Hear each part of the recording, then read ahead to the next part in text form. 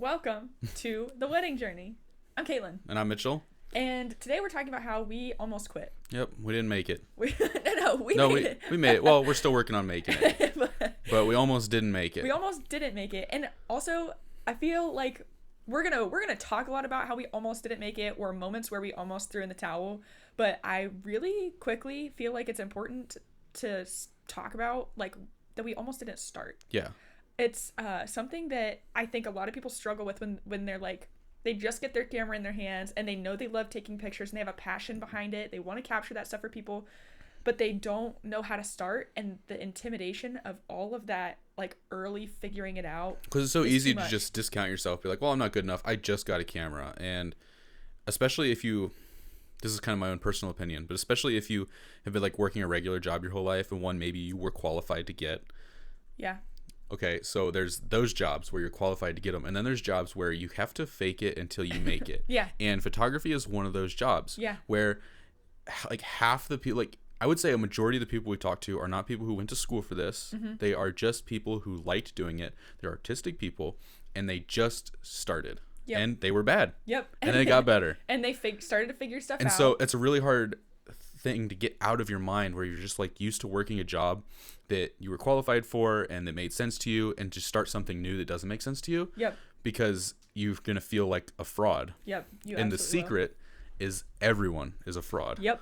And you just have to realize that everybody who is somebody was nobody at some point. Yeah. You are the next somebody. You just have to give yourself a chance. You have to just try. And that's what we actually had a conversation with a buddy last week. Was it last week? It was this week. It was 2 days ago. Jeez. We had a conversation with a buddy and he was like, I just don't know if I'm like, he basically was like, I just don't know if I'm qualified. I don't know if I can charge people. I don't know how to get started. Like, I just don't know if I'm there yet. And we had to like, we're like, where? We had to like, what is there? Gently be like, you know what? Nobody knows what they're doing. Yeah.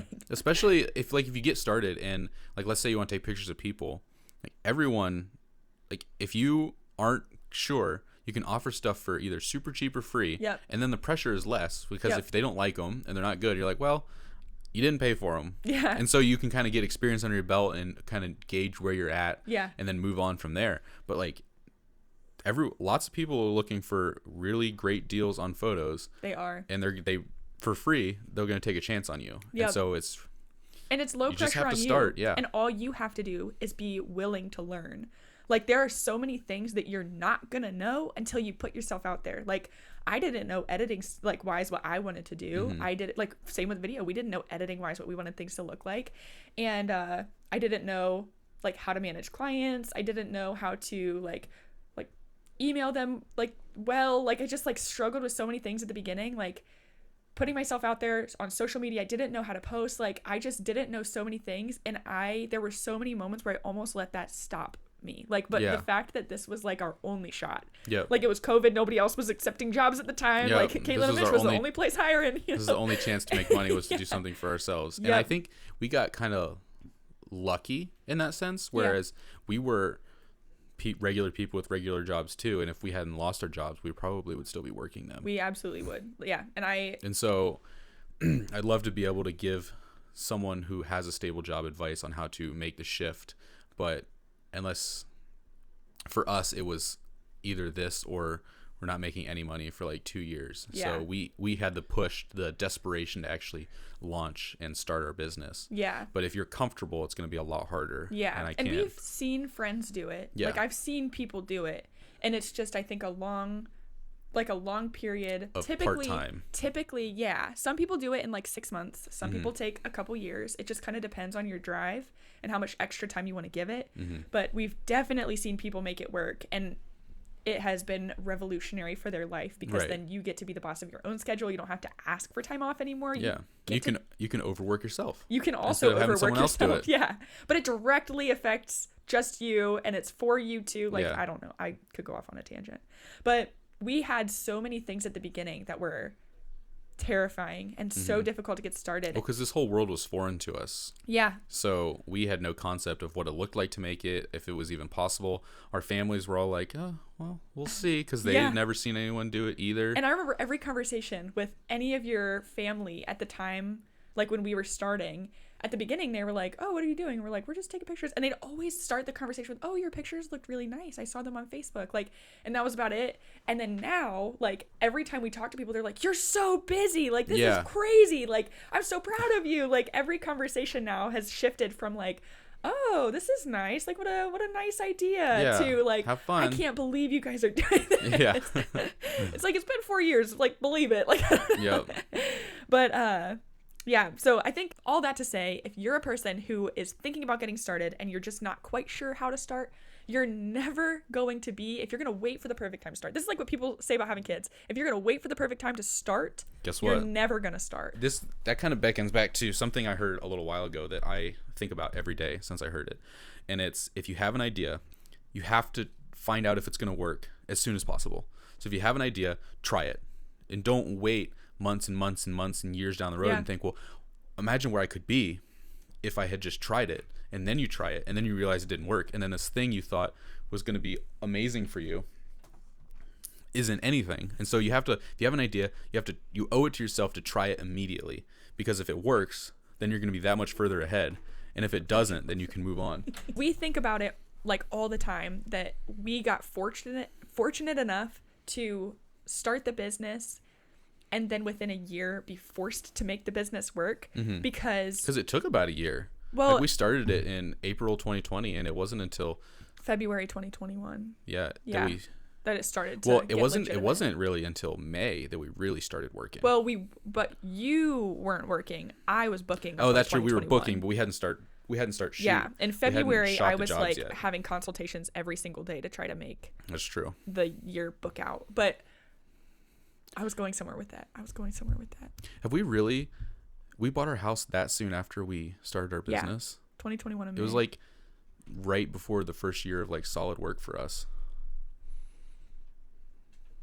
Why were we so busy at my parents' house then? We were hardly doing any jobs. I guess I was drawing. All we had to do was just like raise up the down payment for the house. That was it. So we basically almost didn't start, and we're really fortunate that we were put in a position to get started and like give it time. But to the people who like don't know if they can do it, like you can. Yeah, and you owe it to yourself to find out.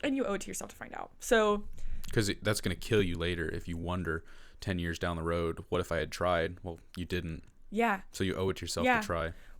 There were so many times in our business I remember. Okay, what was it? In 2019, I started the business and I got almost 0 jobs. And I didn't give it energy, I didn't give it time. And instead of like putting energy into it, I thought that it was failing. And there was a part of me that was like, what if I put more time into it? What if I put more energy into it? And then we had to. But if we had not been forced to, I would probably still be wondering, like, what if I put more energy into my photography business? And we would be so far behind where we are now. So specifically, what do you think made the difference? What was that difference between when you started and you were still working and in 2020 when you finally started to ramp things up? Like, what do you think actually made the difference? Like, what did you do differently? Because it wasn't a difference. So you were doing it. You had started your page. You were doing it, but it hadn't taken off yet. Yeah. And then all of a sudden it did. I faked it. Okay. Yeah. Can you talk more about that? Yeah. I think that's something that I heard from somebody really early on is like people want people who look busy. They want somebody who constantly puts themselves out there and then when you put yourself out there as the person who takes pictures, you're going to be the first person that they think of. And so when they need pictures. So when I started putting pictures online, even though it was stupid, it was like pictures of our dogs, pictures of like our dogs, pictures of our dogs, pictures of our dogs, pictures of my niece, pictures of our dogs, like so many pictures of our dogs.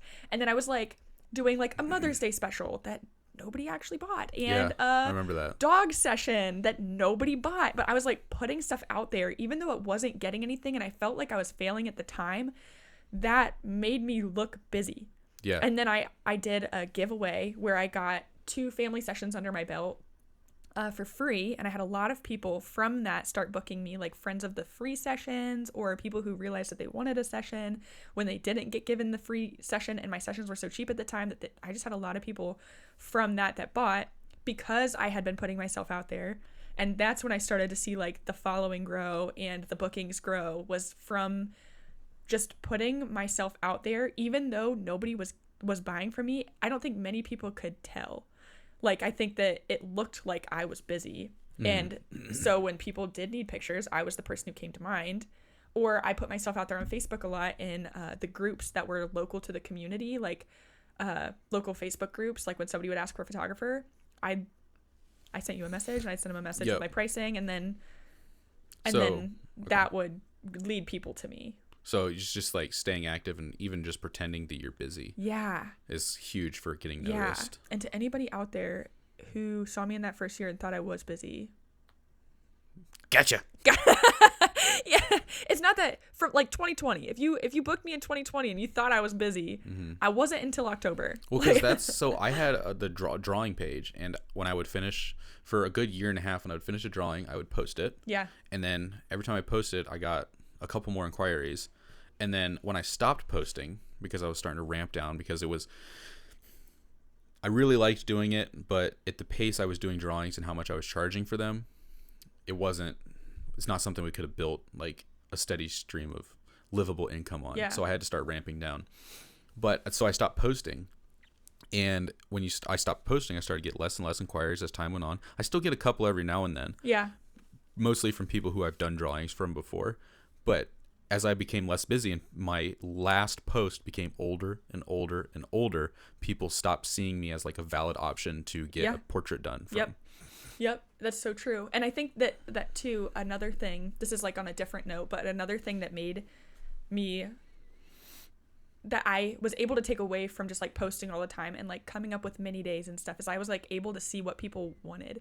I think that's something that a lot of photographers when they're starting out don't necessarily think of, is like, what does my client want? I think a lot of people get stuck in the editing style that they want, or what they want to be offering people and not what people actually want. And that's just kind of like the difference between what artists make it and what artists don't make it, is people who are able to give people what they want, see the value of what they bring to the table, and then charge that value. Because sometimes that's the thing. Sometimes people don't want what you are offering. Yeah. Like if you see the art behind what you're doing, but nobody else does, who's going to buy that? Yeah.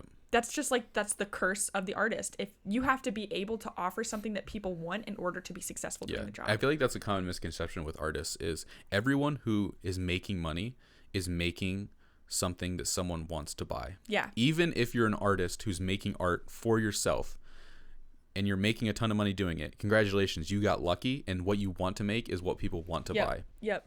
Or you can be an artist, like I did portraits, and we do like portraits of people. People want to buy that stuff because that's stuff you hang in your house. It's not art for me. Like I wouldn't draw someone's dog for art, and you wouldn't take pictures of, I mean, maybe you would, but like of everybody for your own artistic expression. You do that because that's what people want to buy. Yeah. And you just so happen to enjoy doing it as well. Yeah. And so you have to find something that people want to buy. But if you're making art that no one wants to buy and it's just for yourself, you're not going to make money. Yeah. And that's something I've always said, is like, you have to do something that sells. You have to sell out a little bit. Yep. And that's something that we see with people who are just starting and they do like some type of nature photography, or like they take pictures but they edit them super duper funky. Yeah. Like I'm talking like the vignetting phase, like the mid 2000s. Yes. Like and they're not sure why nobody wants to buy a print of the dandelion that they took a picture of, that they have a hard vignette around, that they like cranked the saturation of.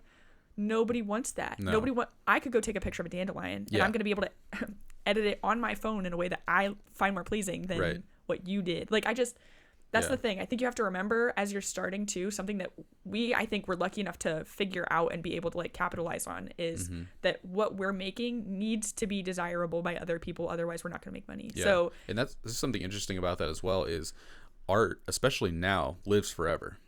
So if you're taking pictures of flowers and maybe you're even painting flowers or you're taking pictures of landscapes, that's going to live forever. So the market is only getting more saturated. Yeah. There's no one's going to buy your picture of a dandelion because there's 100,000 pictures of dandelions they could choose from for the cover of their dandelion project. Yeah. And they're probably not going to pick yours, but yours is going to live forever. And anyone who wants to take that picture is going to have to compete with more and more and more people. So that market is only getting tighter. And so you have to choose something that has like more longevity, like taking pictures of people's families or them on their wedding days, because everybody's getting older. Everyone's getting older. Yeah, that picture's gonna that moment in time is only capturable for a small period of time. It's never gonna happen again, and it never happened before that moment. Yep. And it's the same. That's like just finding the value. Like, what would you want to pay for? And that's because that's how you're gonna sell. That's how you're gonna sell. Is like, because I think there are a lot of things about photography that I just like think are crazy, like monetarily. Like, there are sessions that I would never pay for, like, and it's not to say that those sessions aren't worth that to somebody, but like I just don't find value in that specifically. Like, for example, like boudoir. We've only ever taken our own, like, this is like kind of a weird topic, but like as like practice for Mitchell has only ever like taken mine, like I have only ever taken mine, but like I just feel like that's something I just would not want to invest a lot of like $2,000, $3,000 in. And that is why I don't offer $2,000 to $3,000 boudoir sessions, is because I don't necessarily believe in them. I think that it's great for the people who want to spend them like that money. Like, I think it's great for the people who offer those. Like, if you find the empowerment in them, do it. I love that for you. I find the like passion and the love and the soul in weddings. I want to capture people's wedding days. I think that is like one of the most valuable like photography events I can capture, videography moments I can capture, and that to me I can sell to people because I believe in it. Like, I know that what I'm offering them is worth every penny of what I'm charging because I believe in it.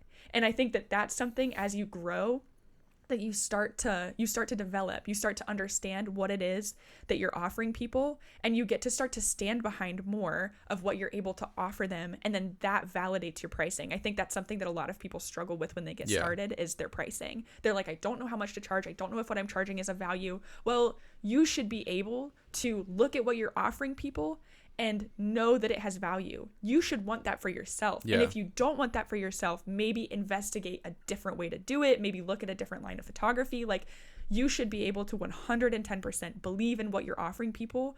And if you don't, maybe you should start looking at a different kind of photography. Maybe you would vibe more with branding. Maybe you would vibe more with family sessions. Maybe you would vibe more with newborns. Like, just, you should be passionate about what you're capturing, because that's going to justify your pricing. Yeah. And you can always look laterally to people whose pictures are similar to yours and kind of get a feel for what they're charging. Yeah. And that huge tangent, I don't want people to get the idea that you can't make it as like a fine art artist or a photographer or a videographer. You can. You can. We're saying if you're not confident in what you're selling, you have to find something that people want to buy very readily. Yeah. And so that's kind of your easy way to get into it, because you don't have to be the most amazing artist. Yeah. You just have to be able to like take pictures of people at the age they are. At the very bare minimum, you have to be able to capture what's happening. And then you can start getting your practice. You can start learning your value, getting your name out there. Yep. Yeah. So if you're thinking about starting, just do it. That's all. That's all. This past 20 minutes has been for you. To people who have been doing this for a while, for people who have been doing this probably like under 5 years, but maybe are full-time, maybe are part-time. Like, we have struggled with a lot of things that I think when we talk to other professionals in the industry that they've struggled with too. Like, I would say that probably the 3 biggest things that we've seen people struggle with are like the businessy side of things, taxes, figuring out how to file your business, like that kind of thing. Imposter syndrome, and like, well, it's not other people, it's us. Yeah. I'm just saying, you like, said other people. The things that we struggle with that I feel like we've talked to other people that struggle with okay. it. Like, I must have missed that. But it is us. Like, businessy things, imposter syndrome, and busyness. Yeah. And I think that the first thing that was difficult wasn't like figuring out if we were partnership or sole proprietorship or multi-member LLC. It wasn't how busy we were becoming, it was the imposter syndrome. I think that bridges every gap that we've had when we've like known what we're doing and we're confident in what we're doing. There's always imposter syndrome. Yep. Always. You're always like, I shouldn't be here. I'm not actually like the people around me. Yeah. Or what am I really doing here? Like, is what I'm really doing here, does it really matter? Like, or I took this way, but could I have taken it a better way? Like, there's always a part of you that's like, what am I doing? Like, what am I doing here?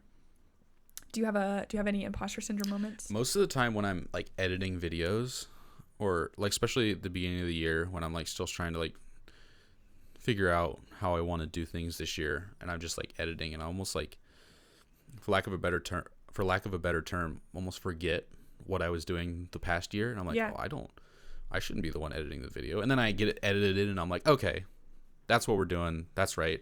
I can do this. Yeah. But like when you're starting and you're like, see the mountain in front of you, you're like, well, I'm not equipped to climb this mountain. Yeah. And then you start climbing it a little bit by little bit. And you're like, okay, I can do this. I can do this. And you get to the top and you're like, oh, that's right. I can do this. Yeah. Yeah. And I think that's the biggest struggle for me is like when I approach a new project, just feeling like I'm not qualified to work on it. Yeah.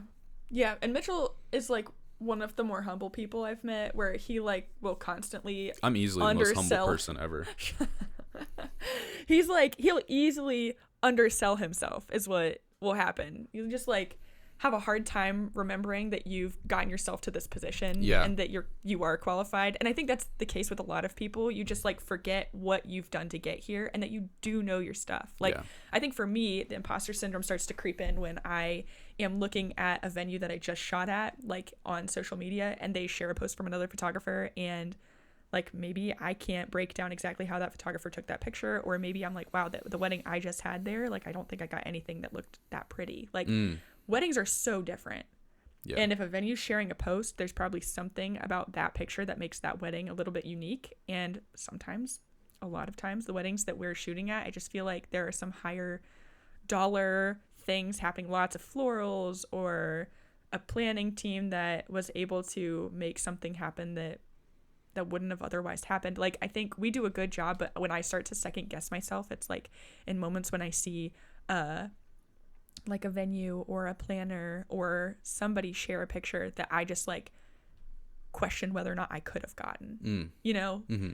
And I don't know, it's something that I like. It's more like, instead of seeing it as aspirational or inspirational, I'm like, could I have done that? Like, I like that picture and I don't know if I would have been able to get that. Like, is that like, and then I start to spiral, and then it becomes like, well, if I don't know if I could have got that, like, what's their pricing look like? Okay, is their pricing more or less than ours? If it's less than ours, like, why am I charging what I'm charging if that person could get that one picture? But like, the reality is, I have to tell myself this. The reality is I know what we do on a wedding day.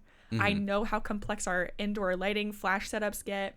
I know how we coordinate and plan and like help direct. Like, I know that we know when to step out of a moment to make sure that the bride and groom are able to get what they need to get out of that moment without being hindered by the capture team. Like, I know that we're good at those things, but I see one really good picture somebody else took and I start to second guess myself. Mm-hmm. And that, I think, is the nastiness of imposter syndrome, is it just never goes away. When we were first starting, I just remember feeling like I would never get good pictures. Like, good pictures they weren't rare, but I didn't always know how I got them. And so when I would get good pictures, I was like, these aren't me. Like, you know, like, I just took like they were a fluke and not. Yeah. And not like come from your talent. Yes. Not that they came from your talent. Yeah. And I think over time, as I've learned more and I know what it takes to get good pictures, like I find myself going back to like, that was a fluke, even though like we this past weekend at a wedding did a 3-point flash setup for the reception, and I know that I thought through it, like what I was going to be shooting with, where the umbrella was going, what flash power they were at, what the angle was, where they were pointing. Like, I know that I thought through all of that.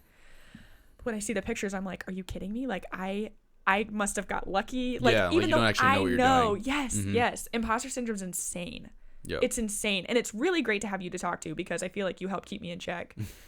And I think that's probably what other people need. Like, if you're a person who does this and you have lots of imposter syndrome, just like find a community of people who you can talk to, because nobody else is going to understand. You need somebody who's been through it, who can help you justify that you know what you're talking about. And if you don't know what you're talking about, maybe they can help bounce ideas. Like if you're just like, I don't know what's different between this picture and this picture, but I like this one picture more, and I really just like I'm having a hard time understanding. Like maybe it was the focal length, maybe it was the aperture, maybe it was the lighting. Like, because a lot of that's not totally clear in the beginning. Like what's different about a picture, like what's different between a 35 and an 85 and the different apertures. Like it's not always totally clear what makes the picture different. And like what makes that one picture the picture over everything else. So having another set of eyes, and sometimes Facebook groups or like community groups on social media are able to help tell you like what you don't know. So like you post a picture on this local, I was in like a lot of those like local community or like local photography groups, or even like not local photography groups, and people would just like post a picture and they'd be like, feedback, give me criticism, or like constructive criticism, or something like that, where they were able to get feedback from the community and know what they should have done differently from a bunch of different creative people's perspectives. And a lot of times groups like that, you're going to have somebody telling you that it should have been darker, and some people telling you it should have been brighter. Like there are going to be a lot of different things, but you at least can look at the people giving you the information and decide who you want to take advice from.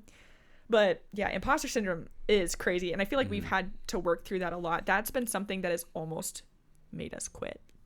A lot. Because it just becomes too much to try to guess whether or not you're going to do a good job, especially when you start charging more and you're like, well, am I actually going to show up and do the job that they paid me to do? And the answer is yes, but it's hard to remember that the answer is yes in the moment and leading up to the shoot. And I think that's what I struggle with the most, is like leading up to a wedding. I'm super nervous because I'm thinking of every single thing that I'm going to do that day, or that I would usually do during a wedding, like set up tripods for a ceremony, mic people, getting ready and get details and get B-roll. I'm thinking about all those things and I'm compressing it all to like 30 minutes. I'm like, how am I going to do all that in 30 minutes?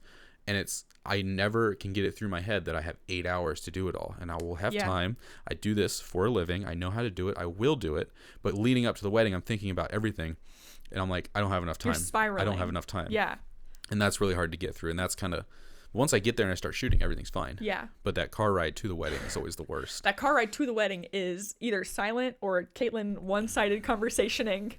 like, okay, I know you're not okay, but we're just going to keep talking like you are okay, because got to act like everything's normal or I'm going to panic. That's one of my personal issues, is I get really nervous before something, but I'm not nervous while I'm doing it. It's just like torturous beforehand. I don't know. Yeah. And and that's just the anxiety of the job, like knowing that you get one shot to do it, and that's, weddings in general is really hard. But yeah, I would say that that's fairly normal. But like I also, on the flip side, I'll like panic the day before and then the day after, and not on the wedding day, or even like after, as a moment's happening, I'll start to panic. But the drive to the wedding, I'm like at peace. Like I at least have peace during the drive there. But yeah, it's like the leading up to it, sometimes the planning. Like sometimes we've had clients who I'm just like not sure like how they picked us. It's not because I don't think we had value, but it's just like, you could have had the world and you picked us, like and then I start to panic about those particular clients. And so then you realize you're a part of the world. I am, and we are good at our jobs. I have to talk myself into it every time. I have to be like, okay, Kaylin, you know what you're doing. But that's definitely been something that's challenged us. It's just like the imposter syndrome. But another thing that has probably been a more tempting reason to quit has been the busyness. We heard, and we say this, I feel like we said this before, but we heard a quote when we first started. Oh yeah. And it was like 80% of photographers or 90% of photographers will like fail quit in the first 5 years. Fail within the first 5 years. And we always thought that was because they couldn't make enough money. They didn't set aside money for taxes, so they had to supplement their income somehow, and then they end up just working a normal job. Just like, I couldn't see that could be because they were too busy and they had to quit. Yeah, like you always, when you hear that, you think, oh, it must be lack of money. Businesses fail because of lack of money. Yeah. And not because of an inability to keep going. Yeah. Like we had a friend in high school, or a classmate in high school, whose mom was a photographer in the town where we grew up, and she ended up getting like really sick. Yeah. Like super sick, to the point where she closed her business. And I remember thinking that was like crazy. And now, as a photographer see how that would happen, who has definitely been stressed out and overworked sometimes, I could totally see how that would happen. 100%. So there are like protective measures that we put in place so that we're not overworked. But there was a time, it was actually, I think the winter before our 2022 season, where I was sitting down at a coffee shop with a photographer friend, and she was going to take pictures for us, I think. And I remember telling her, like, I think we're about done. It might have been 2023 season. It might have been like last winter. Not this past winter, but the winter before. I remember sitting down at a coffee shop with Ashley, and I was like, I don't know if we're going to be able to just keep, I don't know if we could keep going. And she was like, what? And I was like, yeah, we're just so exhausted. Like, we just can't keep going. Yeah. And that has been, I think, a more direct threat to whether or not we're going to be able to keep going is the busyness. Yeah. So, like, if there's anybody in a phase where they're just like really struggling with the busyness, like, push through. You've got it. Mm-hmm. Outsource if you can. Like, I'm gonna tell you what, imagine the AI editing system. That has been life-changing for me. Like, I went from spending 50 to 60 hours person for cents on the dollar. Yep. I went from spending like maybe 60 hours editing a wedding to like maybe 20, like maybe probably closer to like 10 for some. It just kind of depends on the wedding. And that's also with stepping up your quality, because when you're spending 60 hours, you were like just getting the color right, maybe a couple light editing touches, and then you were sending it. And now the color's basically right out of the box. Yeah. Now you're like photoshopping out cars and like really diving into like fixing some of the things in the pictures that maybe you couldn't do something about when you're shooting. For example, we had recently a bride who was really cold, and her arms from like her elbows down or mid upper arm down were like red purple, but the rest of her body was tan. Mm-hmm. And I can go through those pictures, as painstaking as it is, and make her arms match the rest of her body. And that's totally within the realm of possibilities for like the delivery time because of Imagine. Like, outsource where you can. Imagine's amazing. ChatGPT for emails. Like, use that stuff and get through this hard season, and then examine what you're doing. How much could you raise your prices by, and then how much of the like what you have on your plate this year would you not have to take on next year? Like, there's just so much that you could do to prevent that next year. Mm-hmm. And that's kind of what we did. We like looked at our schedule and we're like, okay, well, we reasonably can't shoot every day of the week, because I think that's something that's difficult when you get started and go from like a normal person job to this job. Is like you go to work 5 days a week, so you feel like you need to be leaving to go to a photo shoot 5 days a week. Yeah. When the reality is if you photo shoot 5 days a week, you need to work 10 days out of the week to make sure that you're editing every one of those photo sessions. So all of a sudden you have absolutely no free time, and it becomes too much too fast. Yeah. There's one thing that kills me. It's taxes. Okay. So the first thing you need to know about Mitchell is he's a drama queen. A little bit. A little bit. A little bit of a drama queen. The busyness, the imposter syndrome, the inability to edit. He's like, I think I want to be a mailman. I don't know. Walking for a living sounds nice. I wouldn't give this up at this point, but it sounded nice at one point. I was like, I'm just going to walk house to house and drop off mail. Yep. For the rest of my life. I'll be in shape. I'll get to spend time outside. Be on the phone. It'll be a government job, so it's not terrible. Oh, yeah. We have our mailman in our neighborhood is on the phone all day, every day. He's on the phone when he delivers our mail. He's on the phone when we walk by him later in the evening when we're walking our dogs.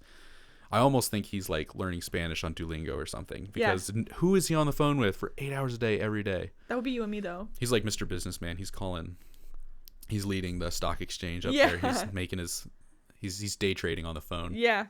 Well, Mitchell specifically has had, with every one of those three things, imposter syndrome, being busy, and like taxes, I feel like you always, with one of those things, have some moment where you're like, I can't do this anymore. It's too much. I'm done. Yeah. There's always one of those things, or each of those things, you'll have a moment. And I think it's because we are just like never content. We always feel like we could be doing better. Yeah. And so whenever something seems particularly hard, or we have a moment of doubt, it's like, well, like, what are we missing here? Because this is too much for me. Yeah. Like, it, for some reason, like, I think I get there with like the busyness and the imposter syndrome for sure. But the taxes, it sucks, but like, there's not a lot we can do about it. You know, like, nope. It is what it is. We'd be paying those whether or not we were business owners. Believe me, if I could throw some tea in the harbor, I would. Yeah. Also, same, but not tea. Maybe something icky. No, tea was that's something they wanted, and they got rid of it because they were so upset with taxes. Yeah, Oh. Don't put that in the podcast. I'm putting it in the podcast. Don't put that. It's going in. Okay, anyway.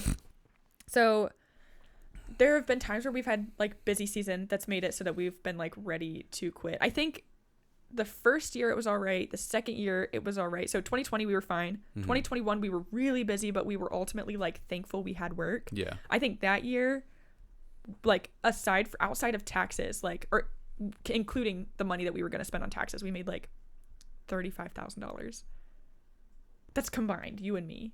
And I remember telling your dad that, and he's like, wow. And I remember being like so proud that we had made any money. Right. Like, it's ridiculous that we made this money that without I having just a like job. Created this out of thin air. Yep.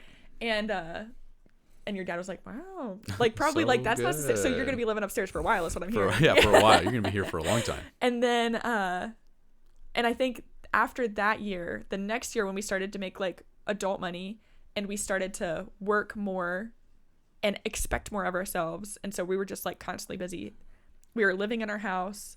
Like, it just felt, the pressure of being busy felt greater. And I think that year, that 2020, I think it was 2022, was the first year that I was like, what are we doing? Like nobody else I talk to does this. Like, nobody else that we're friends with is this busy. Everybody I talk to tells us to take a break. Like, I know that we should, but like, I legitimately can't. Everyone's like, take care of yourself, don't work too much. It's like, well, I have to. And then believe me, I would take a break if I could. And when you breathe and think through it, you're like, I want to take a break. I want that, but I can't. And then in those moments, you're wishing for something else. You're like, I wish I just was doing something else. How do I make a similar amount of money with less effort? Yeah. So I think that was 2022 was the first year I was like, I don't think we can do this, like business wise, like busyness wise. I just don't think we can do it. And then last year, I mean, I always have a little bit of me that's like, what are we doing? But I definitely last year didn't feel it as strong as 2022. 2022 would have been the year I threw in the towel. Like, if I would have let myself, that would have been the year, just because of how busy we were. We had come into that year without really taking a break. Yep. It was like 2 years. All winter. And then we just immediately started shooting. Yeah. And so it was like 2 solid years of work. And our busy season, we don't work 40 hours a week. No, we work like probably like 80. And it's because of working at our desks for not 8 hours, but 10 hours a day or 12 hours a day. And then, or working at our desk for 8 hours a day and then going and like researching content creation in our free time or like looking at other things and learning in our free time. So it's not really our free time. It is, but it's even not. Like during busy season, like we'll wake up, we'll start working at like 10. And then during the worst times, I'll go to bed at like 2. Yeah. From after working all day. Yeah. Yeah. Yeah. I think that's something that we still kind of struggle with sometimes. And it's because of my inability to say no. Like, well, we also just like desperate to make sure we have like money to make a living. Yeah. Like, and that's also no amount of safety net is going to feel safe. Like, all it takes is one accident or something for our lives to do a 180. Flip. Yeah. And so like no safety nets enough. Yeah. I think we're both painfully aware that like this happens so fast and that our lives could look completely different in 5 more years. Yeah. And I think that I think that we are extra anxious and when people, I don't know, when this happened really fast and so it feels like something that could be taken away really fast. Yeah. And that's the reality is that's not how it happens. Like I mean, probably like some businesses get blackballed really fast, but those same businesses have questionable social media tactics or business practices. Like there was a venue actually that we saw that was in, I think, Grand Rapids. Yeah, and this was a while ago too. This was a while ago, but they like openly rejected gay marriage. Yep. And they were like, we're not gonna allow people to get married here who are same-sex partners. And they got just as much hate as they did love. Yeah. I remember watching they got blackballed by the group of people that are obviously against that, but then they found the people that are for it, and then they're just fine. Yeah. So the reality is like it takes a really, really crazy situation, because I don't know how, I just can't believe. I feel like you had to be like stealing people's money. That's something everyone can get on board with being against. Yeah. No, you're right. But yeah, I just feel like there's always a part of me that's like, there's always a part of us that just like can't believe that this is happening. And so we're a little skeptical of the longevity, even though we know it's fine. Like, and I'm sure that that's something, it's kind of seems like that's something that other people struggle with. But Outside of that, taxes. It's just basically all I have to say. It's hard to figure out, and it's hard to part with that much money. Yeah. And that's kind of been, when you put money away, because when you're self-employed, you pay your taxes. They don't get taken from your paycheck. You pay them. Yeah. So like last year we paid, I think it was $20,000 in taxes. Over 20. Yeah. But it wasn't like the government already had that money and we just filed and be like, yeah, that amount sounds right. No refund, no payment. We're good. No, we had that money the whole year. It was sitting in our bank account all year. And at the end of the year, we had to write a check for it. Yeah. And that sucks. Yeah. And that kind of is like, just the stress involved with writing that check is just like almost makes it feel like it's not worth it. Yeah. I mean, it ultimately is, but it sucks. And when you tell people, they're like, you had to do what? Like they can't like.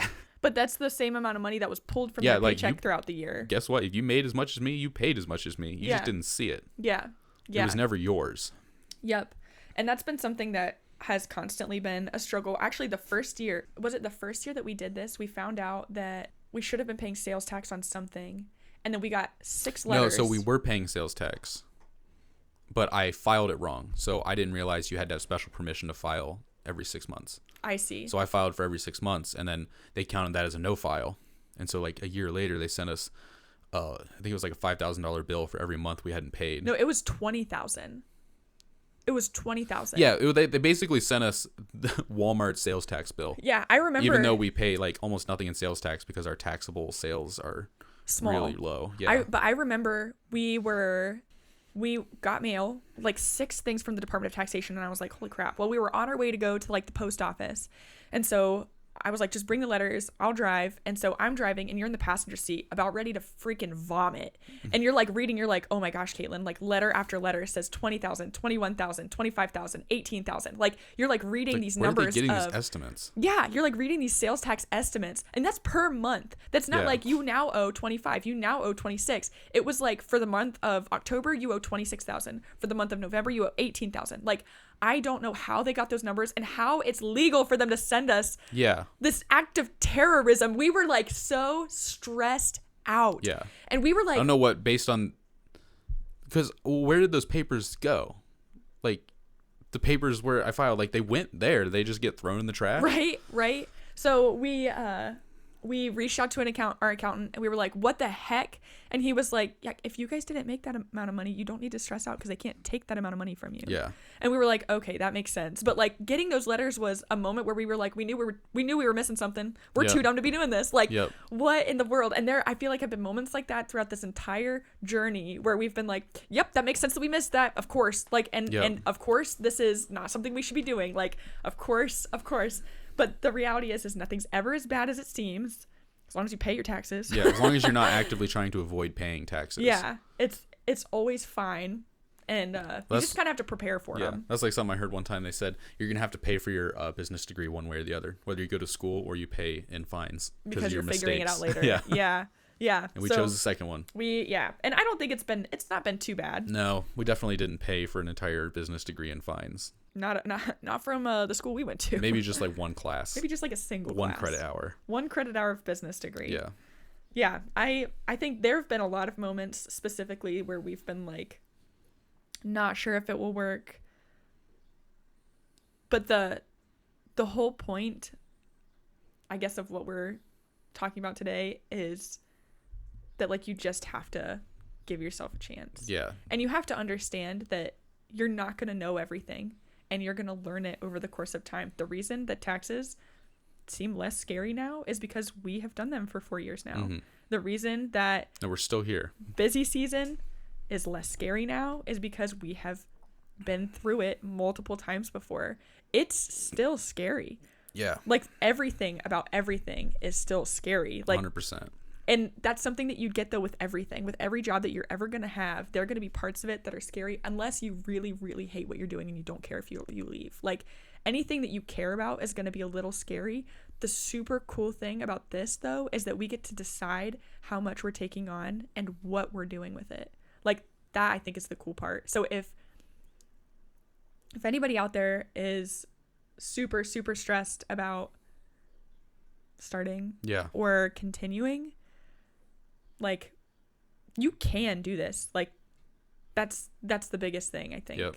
You just have to, it seems scary, but you just have to take one thing at a time and you'll be okay.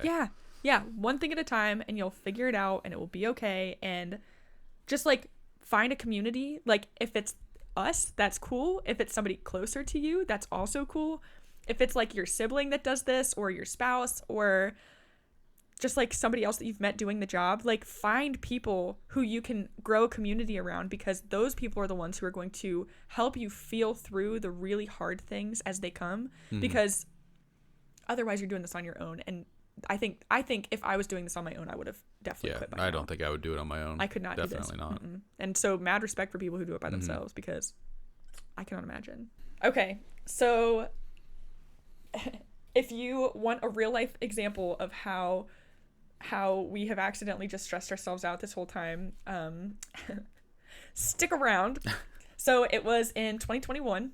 We had our first full year. Our first year, full time, like super busy every weekend. We had a wedding on Friday that was video only. Yep. We had 2 weddings on Saturday. We split up, and we drove really far for him too. Mitch went to one and did video, and I went to another and did photo. And then on Sunday, we both did a photo video, like combo coverage wedding. Yep. And on Friday, it was 9 hours of coverage. On Saturday, it was 9 hours each. And on Sunday, it was 12 hours. 12 hours. And the drive on Friday was about an hour. The drive on Saturday for me was about 3. And I think Mitch was about 2. Yeah, I think it was 2 hours. 2.5 maybe. And then the drive on Sunday was like another 2 hours. So total working time. Let me do the math really quick. I'll do it on this Post-it. 9 plus. So that's 10 30. hours. 10 hours on Friday. Oh, 10 on Friday. Okay. Plus 9 plus 6 for me.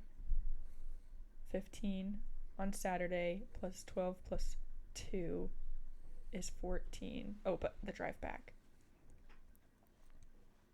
16. So for me, 41 hours. And then you would have just had like 2 hours less. So essentially we worked a full-time job in 3 days. Yeah. At weddings. That doesn't include any editing. That doesn't include the like get home and charge batteries. That doesn't include the get the SD cards onto the computer so we can start copying over files to a permanent storage device. That doesn't include like the wake up and clean equipment and repack. Like that doesn't include any of that. That is literally driving and shooting. So, and in that weekend, if you want to, so we shot 4 weddings in one weekend. Yep. And at the end of this, I'm going to tell you how much we made. So, because that's the crazy part. So on Friday, it was video only. I think I've said all that I need to say. Yeah.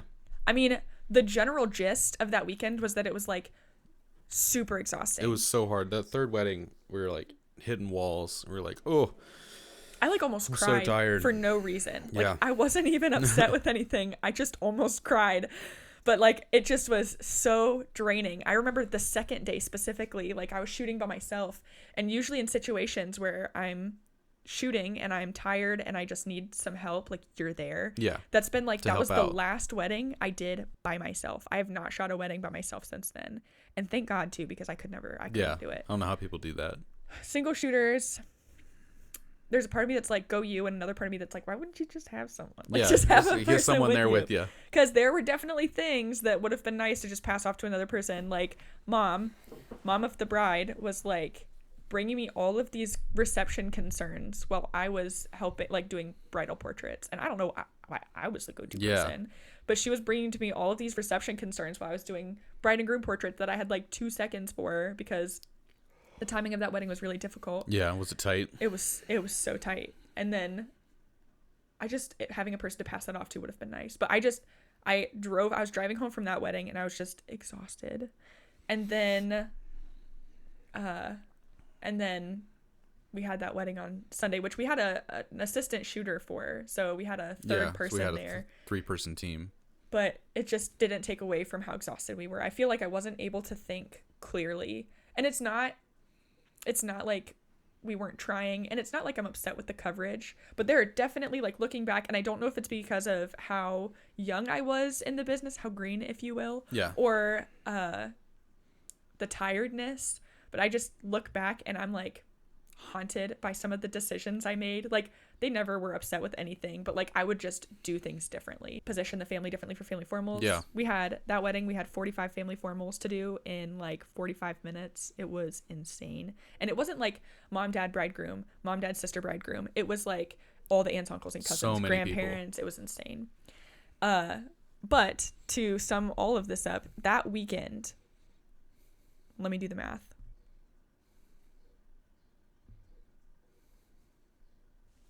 That weekend we made in 4 weddings and 40 hours per person.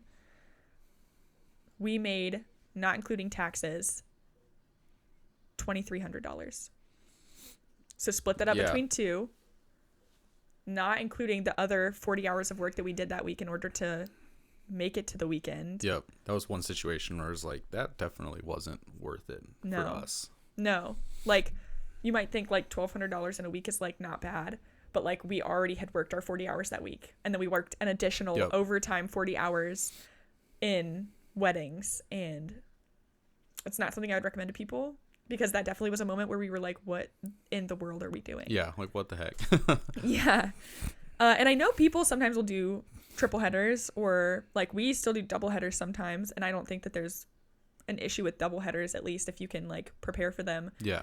People who do triple headers though, more power to them. Yeah, that's rough. I'll never do that again. Oh my gosh, that was just so hard, getting in the car and driving. Maybe if it was like at a venue that was like 5 seconds away, it's like not as huge of a deal, but just to like be on your feet and like running around and directing, because that's the thing, is like it's like the shooting for 3 days straight. That's so much. Okay, well, we could definitely, I feel like, embellish more about the triple header and the steps that we took to prepare for it and everything, but we're gonna leave it at that. Yeah, those are some of our struggle moments, and hopefully that inspires you to push through or get started, because it's not all easy, but you can definitely do it. Yeah, and it's worth it. Yeah, it like, is. There's a reason that the people who have been doing it for 10 plus years continue to do it, and they wouldn't do anything else. It's because it's worth it. Yep. Yeah. So if you have questions, or if you have thoughts, or if you want to hear about any one thing in particular, you can send us a message at theweddingjourneypodcast@gmail.com, or an Instagram message at The Wedding Journey Podcast on Instagram. Yeah.